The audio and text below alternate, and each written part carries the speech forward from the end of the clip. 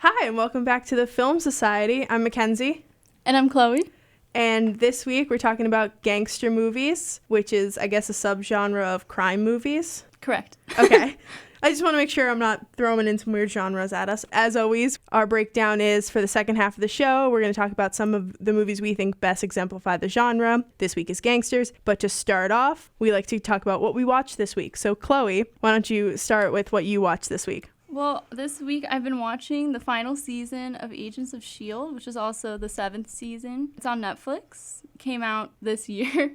So I think it came out from May to August of this year. It's a pretty short season. So I think most people know the show is based in the MCU, the Marvel Cinematic Universe. So it references a lot of the films throughout the show. I'm obviously referencing the last season because that's the one I've been watching this week. But the plot is all about time travel, which kind of reminded me of Endgame, honestly, because it's the last season. It's kind of like they're ending the show in a similar way. Interesting. Which I feel like is like kind of a payoff, but it felt like, I don't know, like a little bit of a copy of Endgame to me. But I thought it was super interesting. I love anything with time travel and stuff like that, so I'm obviously going to like it. But it just follows the core, like, main S.H.I.E.L.D. agents, which are Phil Coulson, played by Clark Gregg, Melinda May, played by Ming-Na Wen, Daisy Johnson, played by Chloe Bennett, Jenna Simmons, played by Elizabeth Henstridge. But they're moving through time. So they're in, like, our time and then move back to the 1920s and then keep moving forward from there. And it's basically, like, they don't know when or where they're going. It's just like, oh, now we're in the 80s. And it's just like, oh, okay. So they don't have control over when they're moving or how they're moving? Yeah. Okay. Yes, they have no control over that. It could be, I think, so the main scientist is Jenna Simmons, and she described it as like, oh, it could be like 24 seconds from now, 20 minutes from now, 24 months, and it's just random. But basically, they're going through time to prevent a future alien occupation, when the aliens are known as chronicoms, which are basically robot alien things. I mean, they're aliens, but they're also like machine people. Basically, they're bad, and got it. We want them to not win. But I enjoy this season a lot, and I was telling Mackenzie this earlier. For anyone who knows the show Agent Carter, I was very excited that Daniel Sousa's character is back. Really like his character, so I've been enjoying that as a part of it. So you said it's got a lot of time travel. I mean, obviously, I wouldn't suggest anyone start a season at the last season. But definitely not. But does it make it harder to watch with the time travel elements? So basically, I think it's kind of like Endgame in a way. I honestly see a lot of comparisons to it, because you know how they go back to New York during the alien invasion? Okay, I guess there's a lot of aliens. Describing aliens again. Like, you know how they went back for that, and they went back to Triskelion for Winter Soldier? Triskeleton? The DC ship, the Project Insight. Oh, yes. Yes, but you know how they went back to, like, those previous movies where they looked. So it kind of did the same thing for the show, so it's not the same as the movies. But it also goes along with the movies. But that, like, I remember when I first started watching it in high school, like, the first season, it was like, oh my god, S.H.I.E.L.D's been infiltrated. Because with Hydra, because it was the same time Winter Soldier came out, which I was like, oh, this is so cool. It, like, aligns with, like, everything else. Okay. Which I thought was kind of interesting. Time travel, I think for you and I, it's not hard to grasp. Because, you know, we had a class on time travel, so it's like, oh, non-linear. I'm like, okay, cool. Like, it doesn't phase me. But it shouldn't phase you. Time isn't real. Oh, yeah, obviously. But I just thought it was interesting. I just see a lot of parallels to Endgame in that, on how they're just ending the show. So this is the final season, like, no more after this? Yes. Okay. Apparently had the lowest viewership as well. Oh, that's so sad. Yeah, I honestly... Was it on TV, or was S.H.I.E.L.D. always ever on Netflix? So it's always been on TV first. I believe it airs on ABC, or past tense, aired on ABC. So yeah, it aired from May to August of this year. But it just got put on to Netflix as of last week. So I have a couple episodes left and then I'll be done. Fair. But I really like season 7. You mentioned before that this show kind of intersects with the Marvel Cinematic Universe. Obviously, Phil Coulson is a big part of it because the show is partly, about him, I think. Yeah, it's a lot about him. I can't even count the times died. But he's a big character in the show. Yes. He was I don't want to say a minor character in the movies, but he would have been bigger wasn't RIP'd. Yes. Like, died.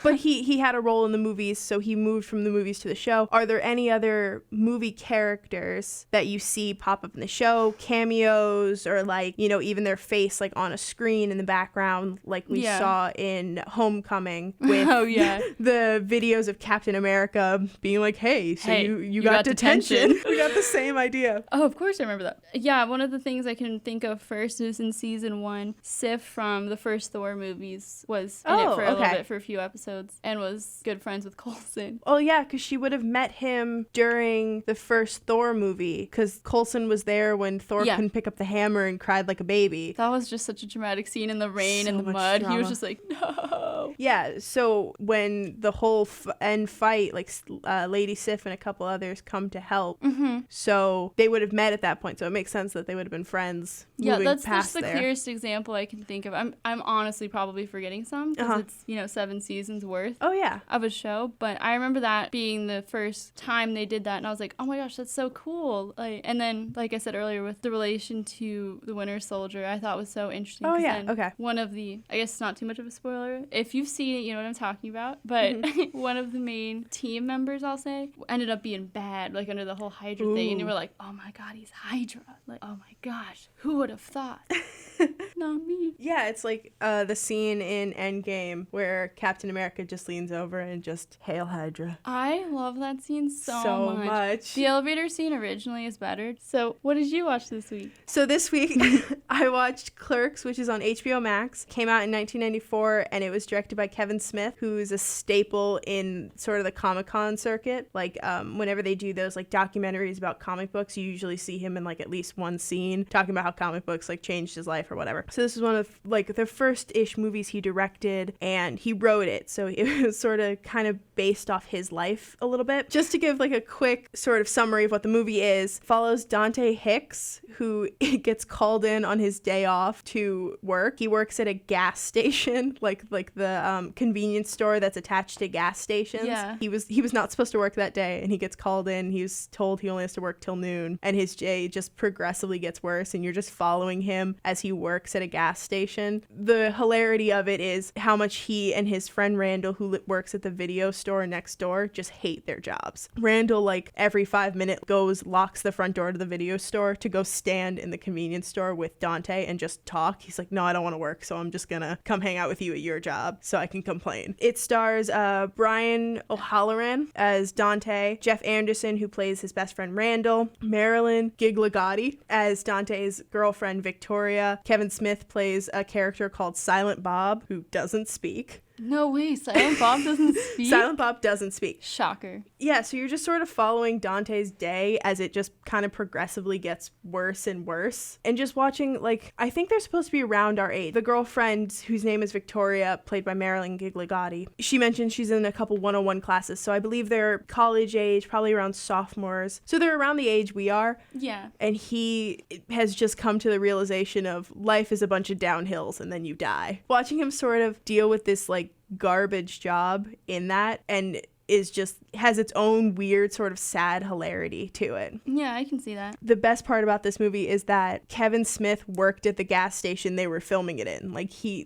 actually worked there? Yeah. Oh, so cute. Except for he was working at the time. So this was like his first big movie. Really? So he would work and film the full day, film the movie at night, and then nap in the back room and reopen the convenience store the next morning. So he would just stay there full day. So that movie like actually hits with him. So he would so they shot for 21 straight nights. He would clock in at 6 a.m., finish work at 11 p.m. They would shoot then till 4 a.m. He would then clock back in at 6 a.m. So he'd have 2 hours to nap like in the back storage room before they went and filmed again. I guess it paid off. Hey, it worked. He's made some good movies. He's worked with big names at this point. He and I think Adam Sandler have a good working relationship at the point as of currently. Mm-hmm. Also, so the greatest part about this whole thing is that Clerks is loosely based on The Divine Comedy by Dante. So there's like 9 breaks in the movie. They have their own title card. They're usually a ridiculous word, but they're supposed to be based off the 9 circles of hell. Okay. And if you watch like newer Kevin Smith movies, you would not expect him to be able to like make something that, you know, is insightful enough to take the 9 circles of hell and put it in a movie about working at a gas station. Yeah. Because now he makes like Adam Sandler movies. It's a little bit of a change. This is one of those movies that I can kind of always come back to, in that it's not overly insightful. It's not trying too hard to like make a point or teach you something. It is what it is. It is what it is, but there are lessons in it. Like life lessons? Kind of, yeah. Okay. It's also just, it's nice to see other people validate, wow, working a minimum wage job is the worst. You're absolutely right. You don't love working minimum wage? Oh my God, I love getting yelled at by dumb people all the time. It's my favorite part of my day. Obviously. And so it's nice to see it on film and for those people to sort of acknowledge like, oh yeah, this is the worst. And like, that's like, it's like when you go home and you go to your friend and be like, guess what a day I had. Like, it feels nice to vent, and to watch these people do it back makes you feel, I think, a little less alone in that, because it can feel, especially if you're working in a job where you are very isolated, like being the clerk by yourself at a small convenience store where it's just you by yourself standing there all day. You feel very isolated in. Oh yeah, I've worked jobs like that. Yeah. And I understand. You feel isolated in that you have no one to talk to, and you can't really turn to the customer in front of you and be like, hey, did you know that you're the worst? Like, that's not allowed. I wish it was. I thought you were about to say that is allowed. I was like, dude, how long did you have that job then? I wish. I think people in customer service should be allowed to be rude to customers if they deserve. You work at a convenience store and they come in, they open the front door and they look at you in the eye and they say, are you open? You should be allowed to go, no, we're not open. We just leave the door open for fun. Like, that's a dumb question. You should be allowed to have an attitude. I've genuinely had that happen to me though. But that's one of the running jokes of the movie, is that their gate won't open to the windows, but the door is open, and he takes like almost like a bed sheet and he writes, yes, I can assure you we are open, on the bed sheet, and puts it up, and people still come in and go, are you open? Yes. Are you open? Yes. Like, it's a running thing through the whole movie. So it's one of those movies I go back to and I like a lot. Yeah, I'll have to watch it. Highly recommend. It's on HBO Max. Dude, I love HBO Max so much now. Moving on. So together, Mackenzie and I watched Capone this week, and it came out in 2020. It's directed by Josh Trank, and it is available on Prime for free. Kenzie, do you want to describe it? Yes. So Capone follows the final years, the sunset years of Al Capone, the famous mobster. So he gets indicted on tax evasion. He goes to jail. He, at that point, had contracted the STD of neurosyphilis, which is slowly but surely rotting his brain, and it's believed that he's no longer a threat, and he's released from jail to die comfortably at home. You get to watch this man who, you know, has always been portrayed as this larger than life, can't be hurt character, really deteriorate in a lot of ways, mentally and physically. He's, you know, falling apart, and you get to watch sort of the last couple years of his life before he dies, and how the disease sort of rots his brain and what he's dealing with in that aspect. Yeah, that was super hard to watch. Yeah. Tom Hardy plays Al Capone. Linda Cardellini plays his wife, May. Matt Dillon is in it. He is billed as playing Johnny. Yeah, who's most likely Johnny Torrio, who's believed to be Al Capone's mentor. And Kyle MacLachlan was his doctor who, you know, was working with the police to try and find all of Al Capone's hidden money. Yeah, I mean, that was a large chunk of change, so... Yeah. I mean, it was only 10 mil, so... Of course. Who's missing that? I'm not. But I never had it to begin with, so I can't really miss it. Same. So I was reading some reviews and stuff. First off, Tom Hardy did a great job, but he's so hard to watch. It doesn't put him in a flattering light at all. Yeah. I feel like a lot of times movies go for the good parts in a lot of ways. I think, because, I mean, for me, anytime I've heard or seen Al Capone in any way, it's always him as, like, this larger-than-life character. Yeah, and for the most part, he was in real life, but this part is the sad part, and this is the part that a lot of movie steer away from, and a lot of... Yeah, definitely. It isn't talked about as much, and it definitely isn't shown, because he just looks pathetic a lot of the time. Yeah. He can't walk without a cane. he's I think he's drooling in a through. wheelchair a lot of the time. He's in a wheelchair. He's sitting down. He can't control himself. There are some gross scenes where he, and we had this discovery, but you had it especially because you looked over at me and you went, oh my God, he's only like 40 or 47, I think he is when he died. Yeah, he's 47. He's 47. But I didn't read up on the description before I watched it on exactly, because I don't have my Capone facts down, Yes, obviously. but I didn't realize he was that young because he looked so aged and looked so like he was bad. 80. He looked like, I don't know, just death. I think it's almost important to show those parts, to Definitely. humanize these characters almost, because a lot of the times they are caricatures. Like, the stuff that is shown is so exaggerated in a lot of ways that I think if you met the real person, you would, in some cases, be surprised. Yeah. Does that make sense? Mm-hmm. So. Yeah, I'm looking at the movie poster right now. I don't know if you've looked at it. I just think it's interesting that it literally shows his mind being like speckled away. I thought that was a good direction to sort of explain how the movie was going to go. Yeah, because I remember looking at it, I was like, because again, I didn't really read the description before I watched it, because for me, it's a gangster movie with Tom Hardy. I'm like, in. Yep. Sign me up. Right. I always thought that was an interesting cover, and I was like, oh, I wonder why they did that. And after watching the movie, I was like, that's why. So I was reading a bunch of reviews and stuff, and I saw that a lot of people thought that he had hidden all the money in one of his statues, and that's why he was so protective of where his statues got moved. Because like I don't know if you remember in the beginning of the movie, one of the workers comes over and goes, oh, where would you like me to put this statue? Yeah. And he immediately goes, don't touch that statue. Like, that's his first reaction is, do not look at it, do not touch it. And they were saying how the gold throughout the movie means wealth, and that statue has got gold on it. And so they were saying how the reason he's so protective of that specific statue especially is because he's hidden the money there. I see it. I mean, hey, I don't know, but we'll never know. The money was never recovered. Yeah, so much money to never be recovered. It's crazy. You and I can throw out whatever theory we want, and I mean, you can't prove us wrong.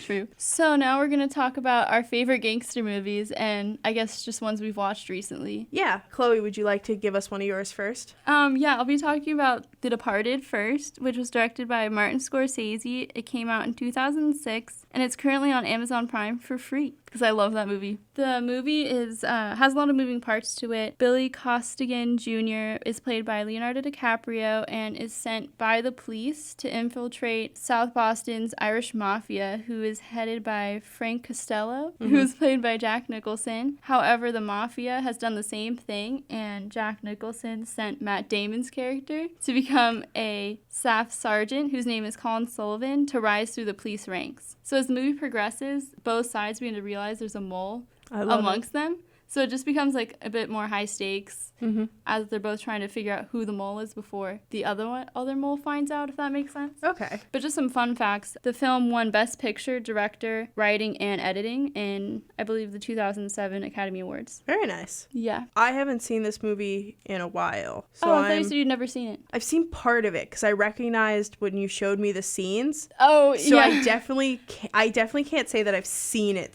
Oh, I definitely have a few favorite scenes in that part movie. Of it. It's a good movie. Because you showed me a scene and I was like, oh, okay. This looks super familiar. A lot of my favorite scenes are the Leonardo DiCaprio scenes. Like, anyone who's seen the movie, if I describe it just with the song Nobody, you'd be like, oh, boom, I know that scene.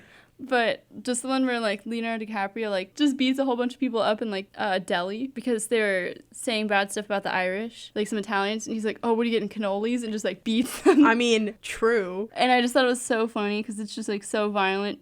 I guess I've never been one to be, like, super offended by words, so I guess I wouldn't get it. But it just seemed like a little aggressive that, oh, the Irish, okay, I'm going to have to beat you up now. But anyway, I just thought a lot of the scenes with Leonardo DiCaprio, like I said, Leonardo DiCaprio is a mole for the Mafia, so he gets to know Frank Costello pretty well. And there's this scene where he needs to strip to make sure he's not being wired, like, has wires on him or anything. Yeah. And he's, stripping and everything. And they're, like, checking him to make sure that he has, like, no guns, like, he's not a cop. He has a cast on because he broke his arm beating people up in the deli. Of course.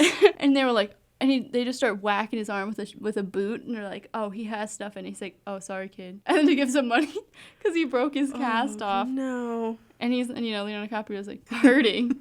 Yeah, Not like emotionally, I would but be like too. physically. Just a lot of the scenes are just like so aggressive, and I just think they're funny. I really enjoy the movie. I just like when movies have parts when the two sides don't know, but like the audience is clued in. Yeah. I was like, oh, I'm so much smarter than them. Like, I don't know. I feel like there's an element there. Yeah, I also think with gangster movies, I think we talked about this a little bit when we were talking about crime movies, they can be really formulaic in a lot of ways. Yeah, definitely. They follow you're supposed to root for these people, but they're the bad guys, so we're going to show you some scenes that make them the good guys. Here's Shoot the 'em problem. up scenes. Yeah, here's the problem. Here's how they deal with the problem. We move on. Next problem. Yeah, I agree with that. So I like when movies have a lot of moving parts because this movie's definitely a good example of that. Because then it takes that formula, but it adds in 18 other things that you also have to be paying attention to, and it makes it feel less formulaic, if that makes sense. No, it completely makes sense. And I feel like The Departed definitely exemplifies that, and I think it pays off. I can find the formulaic. I just find a lot of movies that base themselves on a formula very dry sometimes because I can anticipate what's happening. And The Departed honestly was not really thrilling, but it had me engaged the whole time. I mean, it had thrilling parts. It's the mafia,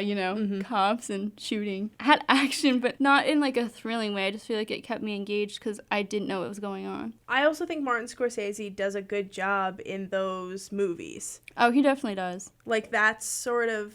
I feel bad about boxing anyone into like a category. These are the only movies you should be making. But he does a good job with mob movies and gangster movies. I think he does a good job. I think one of the outliers to that, Shutter Island. I think he does a great job in that. Yeah, that's Shutter like Island one of my favorite movies. So what movie are you going to talk about, Mackenzie? So first off, I'm going to talk about Legend, which is available on Netflix. Came out in 2015, and it was directed by Brian Helgeland. It stars Tom Hardy as the Cray brothers, who were identical twins, who were some of London's most notorious gangsters. Their names were Reggie and Ronnie Cray, and they made their way up through the criminal underworld to a point where they were working with big mobsters from America even to sort of set up business in London. They were the go-to guys for all that stuff, and they sort of moved from the family business into bigger businesses, and so they had a lot of stakes in it. Ronnie Cray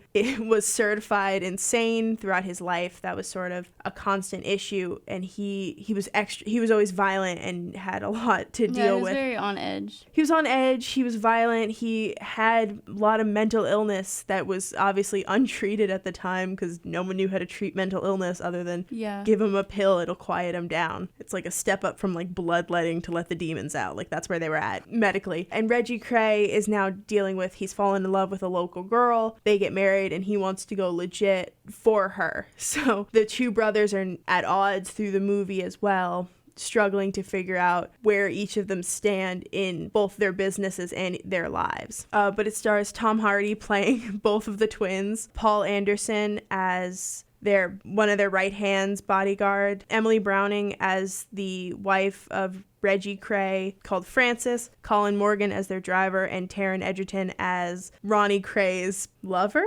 Boyfriend? It's a good movie. I enjoy it a lot. Yeah, I really enjoyed that movie as well. I can't imagine how much work goes into filming next to yourself. I don't know how comfortable I'd be with that. Like, you know what I mean? I don't know. Like, well, you obviously have to deliver the lines to like a body double or something. Oh, yeah, completely. I don't think they'd duplicate me for this. It'd be like Paul Rudd? No, it would be like Prestige, where you just make a clone of yourself and kill them off every night. Yeah. Because like I saw a bunch of interviews where they talked about it, and he talked about like how he would go and film the scene that required the most amount of talking first and then go and switch makeup and do the scene as the brother. That makes sense though, because it's kind of like you're just responding to another person. Yeah. Yeah. And we talked about it, you and I, of how well Tom Hardy did at playing two separate characters that look identical but also look different. Yeah, I think for Tom Hardy especially, I think just his overall demeanor and just his physical stature just changed, like, depending on the character too, which is impressive. He did a really good job of moving differently. He held his face differently as well. For like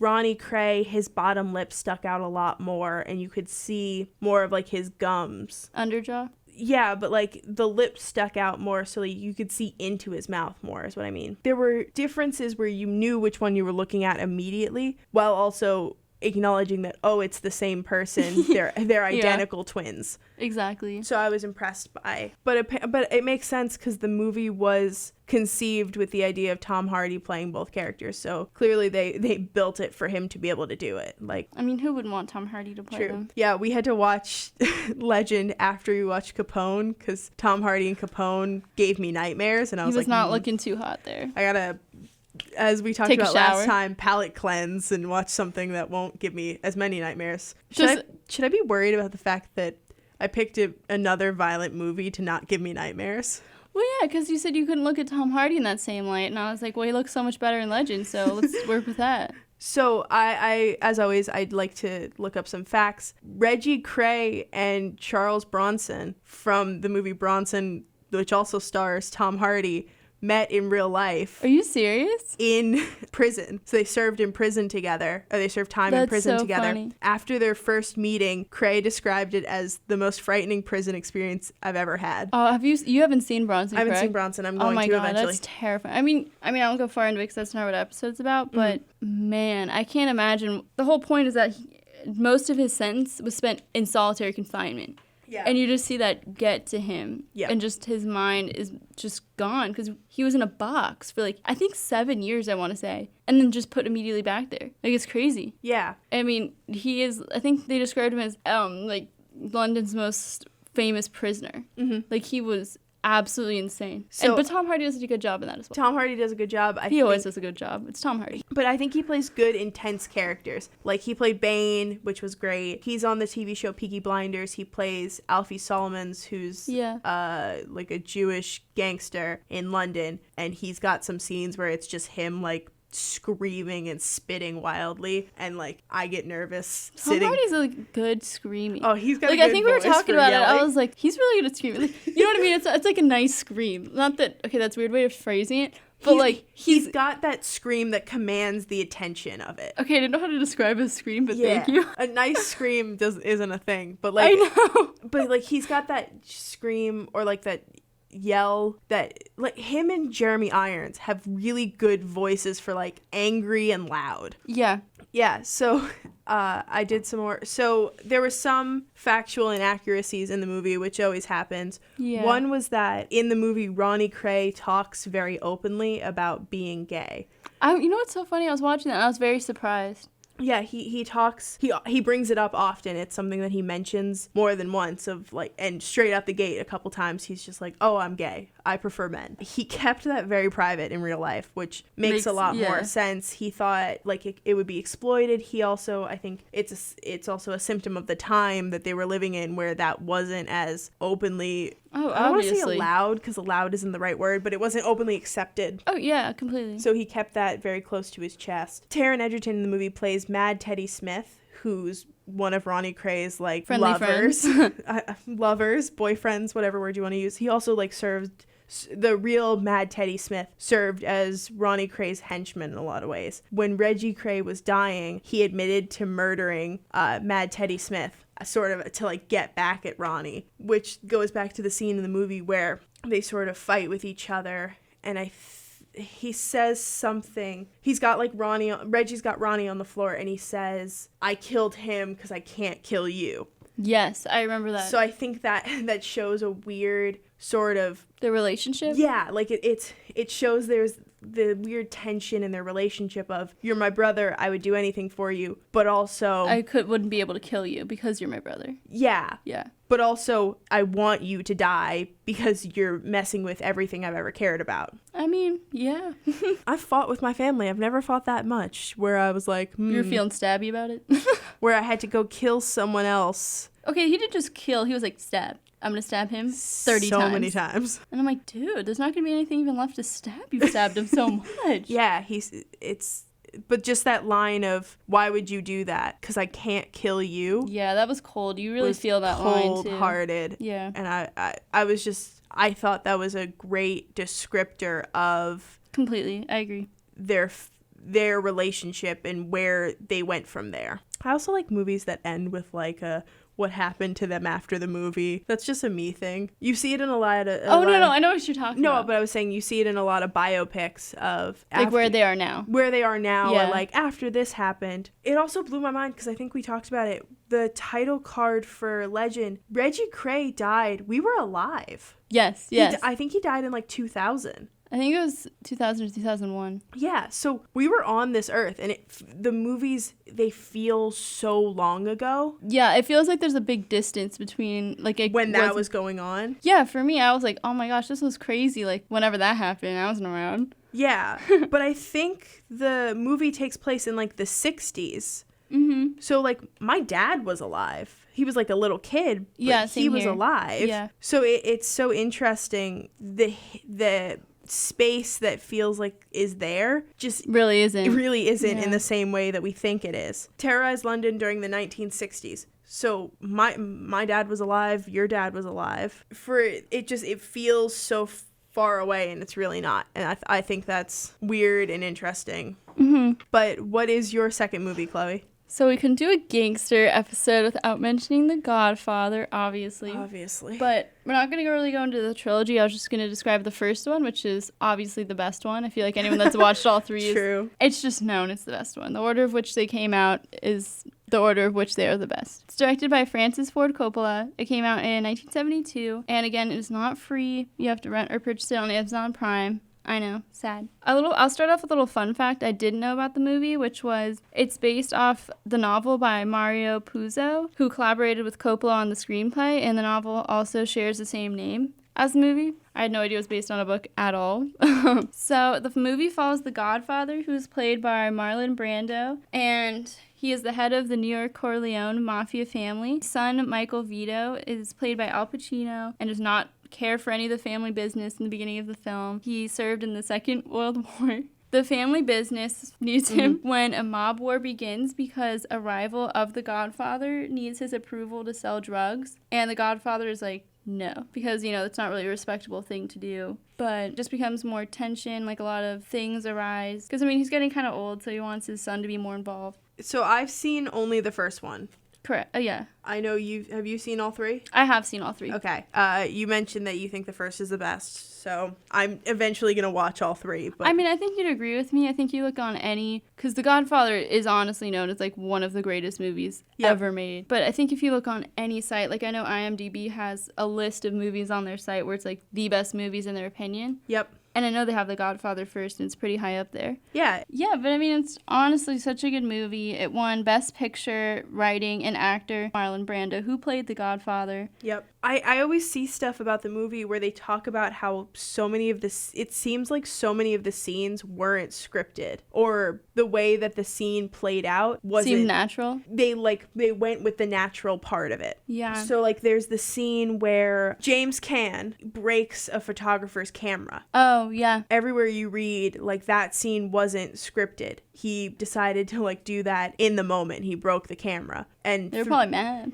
So you see the actor's reaction, which is genuine because he had no idea that this guy was going to come at him and break his camera and then throw money at him. I think a lot of the reason why the movie is so good is because of the fact that it seems like they gave them a lot of freedom and sort of went, okay, here's sort of the story. We trust you. Go. Yeah, exactly. And I think that shows that the people who were doing it cared enough to really put effort into it. So I think it's interesting to see a director sort of trust his actors in a way that you often don't see. You see a lot of people talking about improvisation and stuff, but you don't see them just kind of be let out into the wild and be like, go, here I think you go. That's also because it was the budget was so small too that you're just trying to make the best of what you have, and sometimes that means trusting a lot of the people you're involved with in making the film as well. I think it did a good job because it kind of just laid the foundation for so many of the gangster movies to come. Yes, absolutely. Obviously,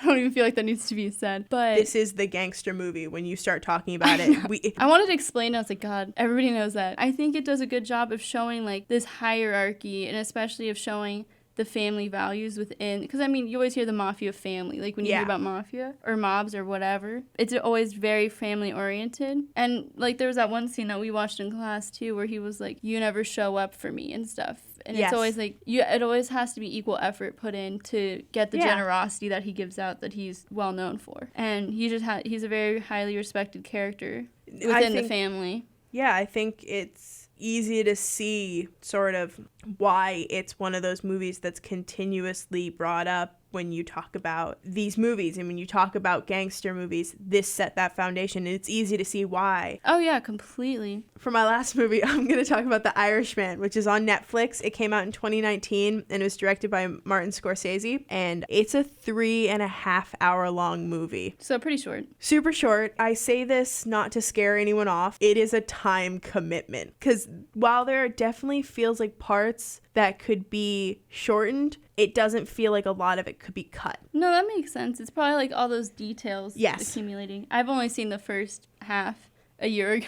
Yeah, so it follows Robert De Niro's character of Frank Sheeran. It sort of hits him telling his story of his life as he getting ready to die, it follows his life as a former labor union official and a hitman for the Buffalino crime family after returning from the Second World War. A lot of this all occurs at the same time, especially as he talks about the disappearance of his friend Jimmy Hoffa, who was the former president of the International Brotherhood of Teamsters, which worked to fight against people who were trying to get rid of labor unions. So Jimmy Hoffa was really pushing for labor unions to take care of his workers and stuff. Jimmy Hoffa got in a lot of trouble. He was connected to mobs. And then in July of 1975, he disappeared. And still to this day, no one has a clear answer of what happened to him.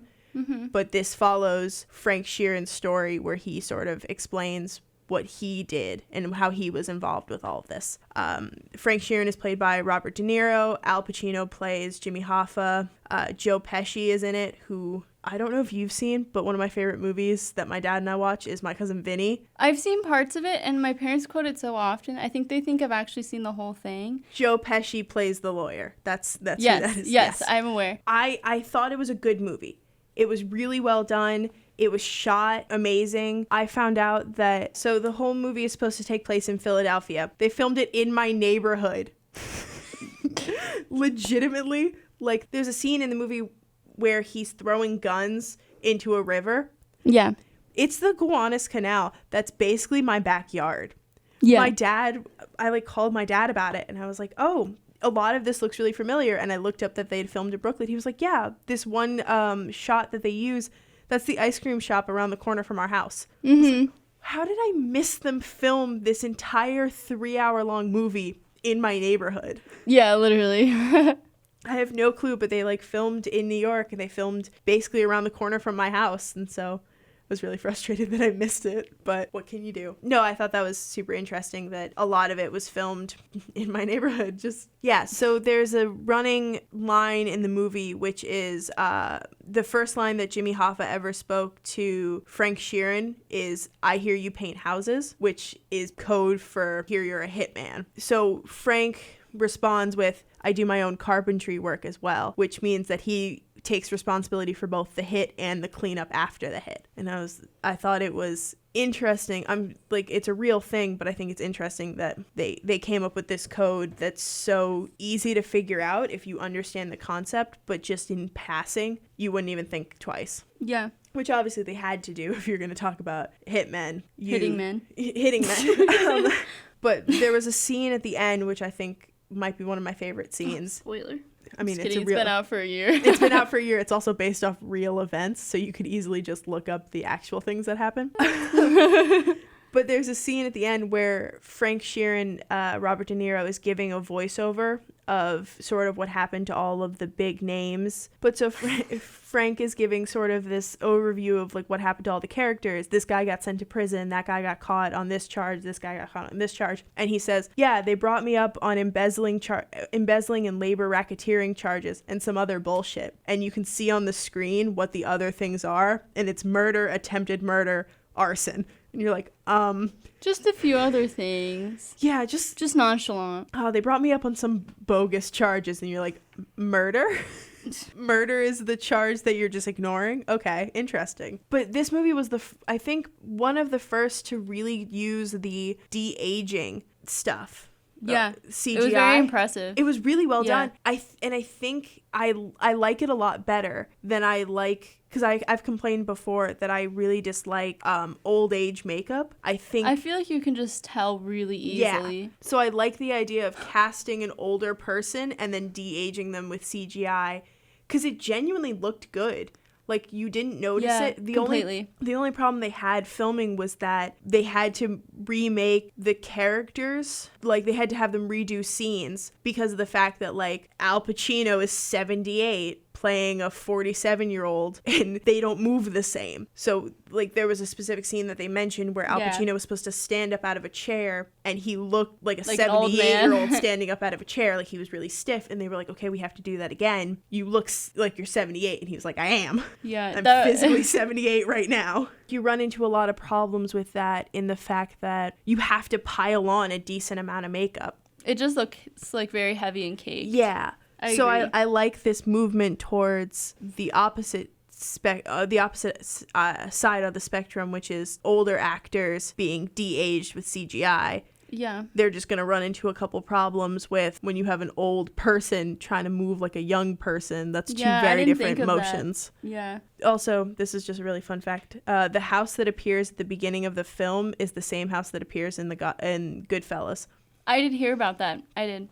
So Martin Scorsese's just bringing all the sort of mob movies into each other. I think Martin Scorsese is an amazing director. He's a little long-winded. I agree. I don't like grouping people together. Obviously, I feel like we talk about that a lot, but I feel like it's kind of on the same wavelength as Tarantino movies for me. Yes. Because I feel like there shouldn't have even been a second Kill Bill. They could have easily made Kill Bill 1, Kill Bill 2, one movie, and half the time of Kill Bill 1. But for me, it just felt so slow. Like, there's this scene in The Irishman that goes on for so long, and it has no bearing on anything, and they're talking about fish. Oh yeah, sorry, I picked up a fish, and so the car smells like fish. And it's the longest driving scene where they argue about the smell of fish. And I was like, this probably whole a metaphor for something, scene, knowing Scorsese. Oh, probably. But it didn't need to be there. Because the next scene is followed by Frank Sheeran shooting Jimmy Hoffa. And you're like, why did I sit through this fish scene? There was no reason for the fish scene. So there were a lot of moments that I was like, okay, you could have cut that down. That didn't have to be a 40-second scene. It could have been a 20-second scene. Yeah, that's understandable. You can cut out a lot of that stuff. But I think it's a good movie in and of itself, and it was well done. It had this sort of graininess to it, so it looked like a home movie in a lot of ways, and I thought that was really impressive, but it's a time commitment. I know, that's why I've only seen half. I haven't gone back, which... You persuaded me. Gonna go back. Yay. I'm glad I could help. I was gonna say you got my vote because it's during the election. So with that, obviously there are 1,000 other movies we could talk about. We sadly just mention some of our favorites. We sadly don't have time to talk about things like movies like Goodfellas or the other Godfathers, which are classics in their own right and deserve the time that we can't really allot to them at the moment. But just to go quickly over what we talked about today, Chloe talked about Agents of S.H.I.E.L.D. Season 7, which is now available on Netflix. I talked about Clerks, which is available on HBO Max. Together, we talked about Capone, which is available on Prime. Legend, which is available on Netflix. The Irishman, which is available on Netflix. The Godfather, which is available to rent or purchase on Prime. And The Departed, which is available for free on Amazon Prime. Next week, we're going to be talking about war dramas. So if you have any recommendations, please drop a comment wherever you can. Send us a DM. Or mention some of your favorites as well. Please give us some of your favorites. We have been the Film Society. My name is Mackenzie. And I'm Chloe. And we're here to remind you that there's no point in doing anything other than grabbing some popcorn, sitting on the couch with your friends, and watching some movies. That's what we'll be doing. We'll see you next week. Bye.